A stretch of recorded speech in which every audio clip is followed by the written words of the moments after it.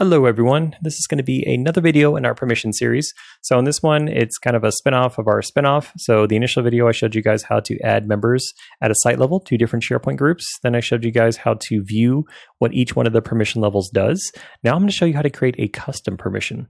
So to do that, you just have to come over to the cogwheel, come over to Site Permissions, come over to Advanced Permission Settings. Then you need to come over here to Permission Levels. From here, you can go ahead and view what each one of these does. In the previous video where we went over permission levels, I mentioned that I wouldn't recommend going into these out-of-the-box permissions and making changes to them. Almost always, these permissions will cover what your users are going to need, what kind of access they're going to need, but there may be cases where that's not the case. So if you need to go and create a custom permission, you just have to come over here to add a permission level. You can call it new permission.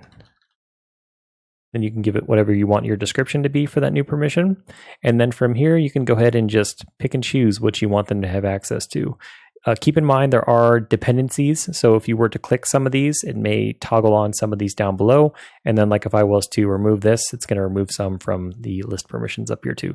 So just keep that in mind, that you may not be able to do it exactly the way that you want because there's certain dependencies in place, but you can get as customized as it lets you.